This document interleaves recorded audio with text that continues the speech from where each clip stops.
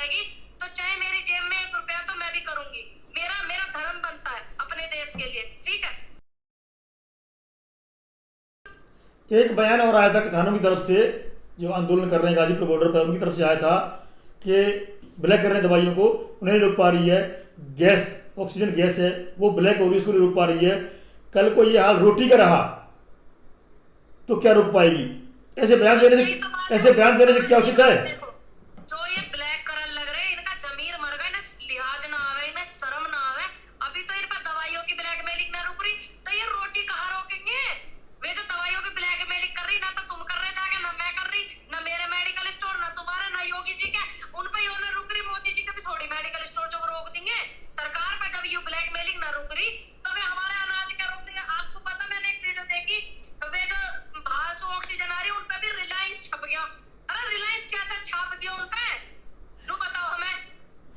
आपको ये पता होगी सबसे ज्यादा ऑक्सीजन आज की डेट में रिलायंस कंपनी ही उत्पादन कर रही है और दे रही है सरकार को, देश को। हाँ, हमारे देश में रिलायंस ग्रुप पहले भी है, ऐसी बात ना।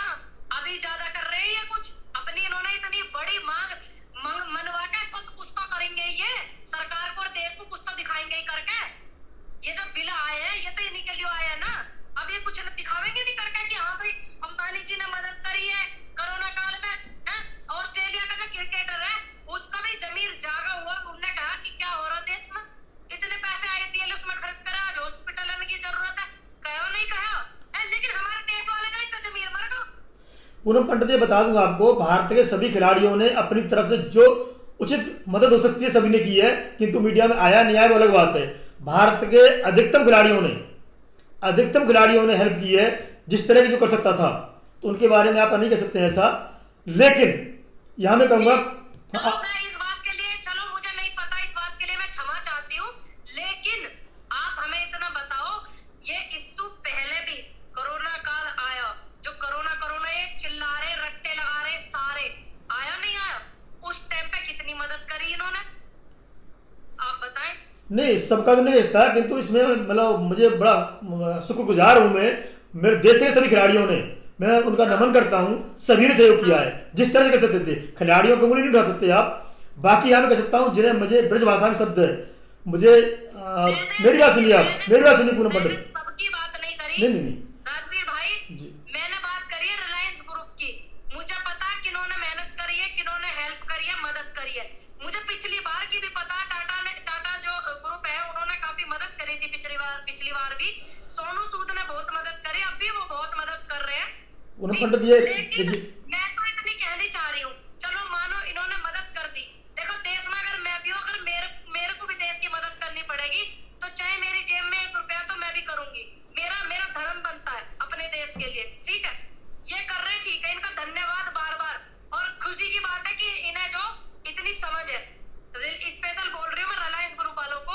लेकिन जो ये बिल वाली बात चल रही है, उनका इतना नाम उभर के सामने आ रहा, क्या उन्होंने एक बार भी कहा कि हमारा इतना नाम आ रहा जी, किसानों की बात है तुम रद्द कर दो बिल, ये घर चले जाएंगे? स्पेशली कहा, दोनों कंपनियों के तरफ से बयान आया था कि हमारा इन बिलों से संबंधित कोई लेना देना नहीं है। हाँ, ये बयान आया था, हमारा इन बिलों से लेना देना नहीं है। क्या ये उन्होंने मोदी जी को या योगी जी को कही? लोग कह देते जी, सॉरी मोदी जी को, राज्य केंद्र सरकार को, लोग कह देते जी इतने परेशान हो रहे किसान तो तुम काय को हट पड़े हुए हो, मान जाओ। इतनी बात कही किसी ने इनमें से? बाकी तो सबने कही।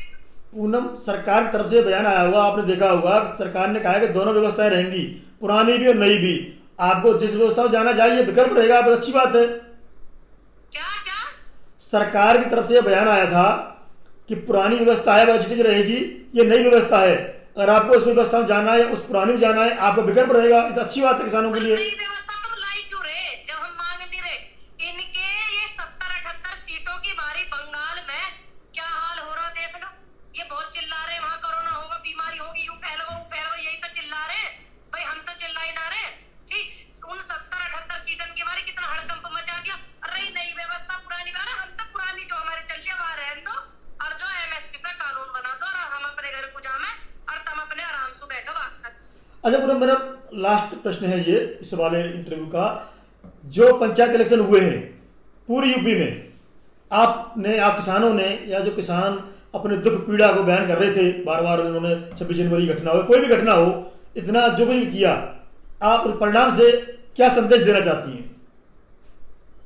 मैं तो बस यही कहना चाहूंगी, अभी तक तो थोड़ा बहुत धर्म धोरो सत्ता में हो, और आगे के आने वाले कल में यूं भी नहीं बचेगा।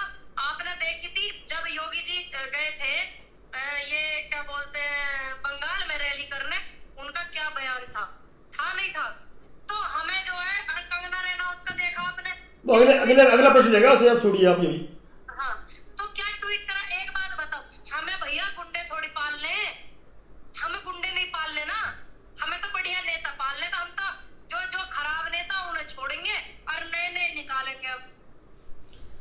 और हम तो यही संदेश देना चाहेंगे पूरी देश की जनता को, आपका वोट, कोई पार्टी आपको खाने को नहीं देती, कोई मंत्री आपको खाने को नहीं देता, आपके वो उसमें रहते हैं, एहसान तले दबे रहते हैं आपके वोट के।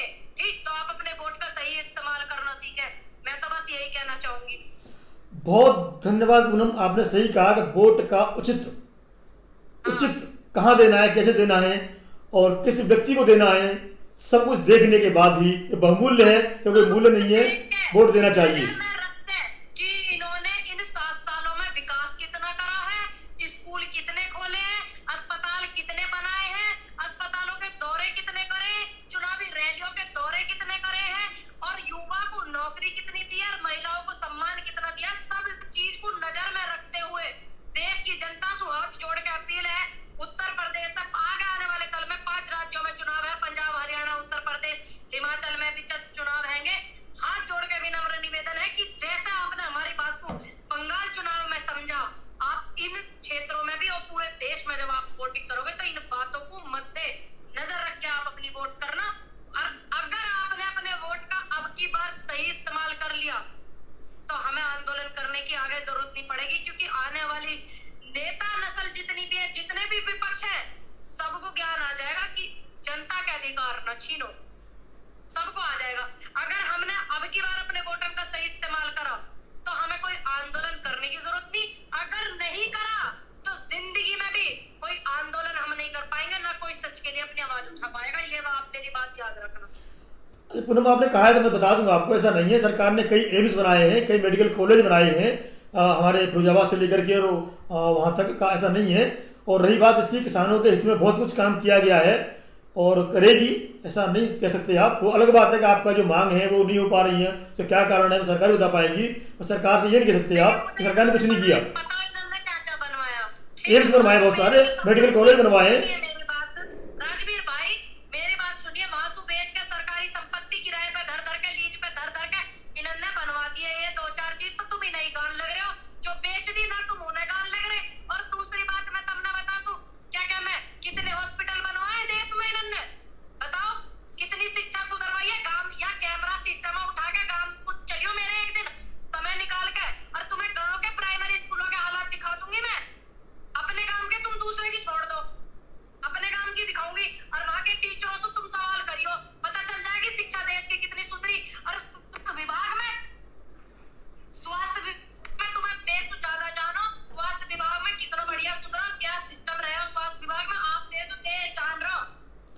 पूनम पंडित, स्वास्थ्य विभाग की बता दूं मैं, जो सरकारी मेडिकल कॉलेज थे या जिला स्तर पर जो हॉस्पिटल हैं, जिला अस्पताल बोलते हैं उनको, पहले से इतनी साफ सुथरी सफाई हो गई है और पहले से बहुत बेहतर हो गए हैं, ये मान के चलिए आप। ज्यादा बड़ी बात तो मैं कहती नहीं होता कि सरकारी जो हॉस्पिटल है ना मेरे यहाँ जिला बुलंदशहर में, ठीक है, अभी कल को जाके धर दे तो मैं कह नहीं सकूं।